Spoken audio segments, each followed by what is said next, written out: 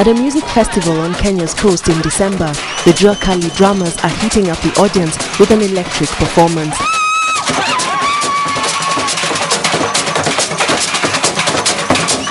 But behind the cheerful music lies a message that's deadly serious.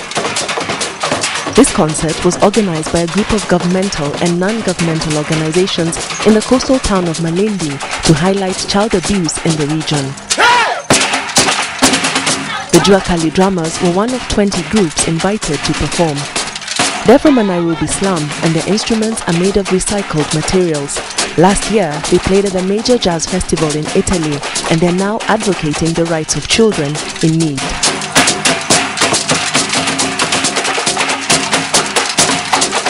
Also in street, give them a message of hope. There is a chance that you can change your life.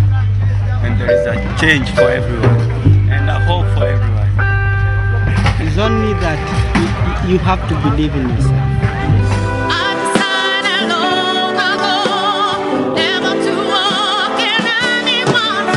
All acts dedicated at least one song to the protection of Africa's children.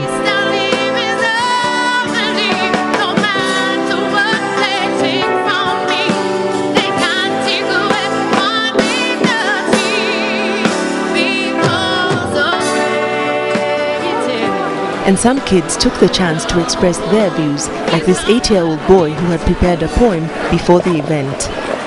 My name is Denzel and I'm 8 years old, and I want to share some sentiments with you on child abuse. Children are abused in many ways. They are abused by parents, relatives, teachers, and also friends, and also senior people in our community. How are they abused? They are abused by being chased away from their homes, denied food, denied education. Some are kidnapped, and girls are married earlier before completing with their education. The concerts were free, but organizers had produced a CD which was launched at the festival and is meant to help local children go to school. Child rights are definitely important because child rights are human. I mean, the rights of the child is human rights. And if we don't take care of the children right now, then really we're playing around with the future. I think it is important to have this event so that we can create awareness to the people in Malindi, for them to change the attitude that they have towards children. Malindi is situated 120 kilometers north of Mombasa on the Kenyan coast and is a popular holiday destination. But in spite of the growing tourism industry, 2/3 of the local population live below what the World Bank calls the absolute poverty line, which means surviving on less than $1.25 a day. So children are often called on to generate income, and one way is sex tourism. According to a 2006 study by the UN Children's Agency, up to 15,000 children work in the sex industry on Kenya's coast. Crafts dealer Mark Nyandoro sees a lot of people come and go from his store and thinks that tourists are not the only ones to blame. Parents have a problem because they are not very responsible. So some parents, they send the children to go, to allow them to go roaming around the town so that they can maybe get something from the tourists. So I cannot say that I can say that it is not only the children who are going without the permission of the parents, but the parents also send the children outside to look for something to eat. The government cracked down on the sex tourism industry a few years back and asked local hotels to sign a code of conduct against the practice. There's also a child protection officer at the local government district office here in Malindi. That's Eric Mugaisi, seen here with children at the festival. When do you compose? This problem is not tailored to Malindi alone. It is a societal problem, but it is a bit more pronounced at the coast because some of the exploitations as a result of the opportunities that come with tourism. So you find because of that, there are cases that are a bit more pronounced at the coast because it's a tourist destination.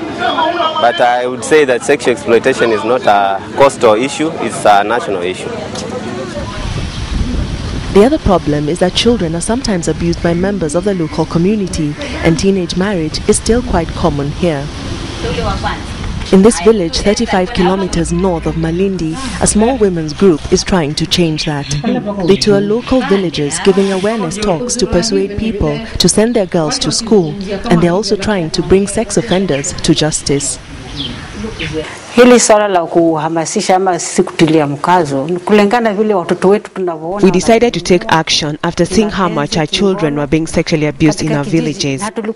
Before, we didn't know who to report such cases to because we used to tell the village chief and the elders, but they did nothing. So a referral system was started so that if I take a case to the chief and nothing happens, then I can refer the case to someone else. A lot of people have created awareness about this within the community, so people now know what they have to do to protect children, and cases have started being reported. Whenever there is a case that has gone to the chief, we still take it to the next level, that is either to the police, the hospital, or the children's office. After hearing a talk by the women, this 16-year-old girl finally put an end to 3 years of sexual abuse by a local community elder who had also exploited 5 of her friends. Sometimes he would give me money to give the girls he wanted to sleep with. I couldn't tell anyone about it because he warned me not to tell anyone. Since the case was reported in September 2009, no action has been taken against the influential abuser. Wanaharusi Mohammed works for one of the charities that organized the concert and says that corruption is a major obstacle to fighting child abuse. Most of the cases are thrown out with an excuse that there is no enough evidence. So if somebody says there is no enough evidence and is a police, I wonder who is supposed to get the evidence. Is it the parent, is it the child who has been abused, or is it the police that's supposed to make sure that they get that evidence? But awareness is growing, even among visiting tourists. The CD, Malindi for Children, is being sold for $7 at hotel souvenir shops, and people are buying it. How much does it cost? 500. 500, okay. And all of them are African artists? Yeah, they are. Okay. I think a CD is a good way to make people know about this situation, about this event and initiative. I want to buy the CD because I think that this is important situation. Back at the festival, 28-year-old Nyotandogo takes the stage.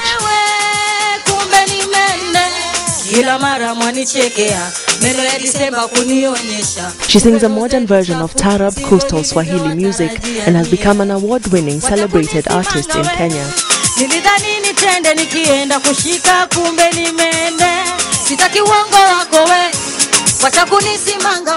I used to work as a house girl for 2 years.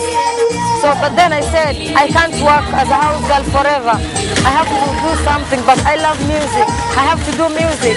So I used to go to the studio every Sunday to go and record. I was a house girl, so I choose house girl instead of doing prostitution. So I think we can do many things, not to sell our bodies. Do you want Africa to be great? Then we have to protect our children. They are the future. This is for the African child. Towards the end of the night, the performance everyone had been waiting for, Kenyan jazz diva Achieng' Abura, here with her song Mtoto Mwafrika, the children of Africa. Stand up strong, my African child. The world is waiting for you. You have known so much pain. You fought so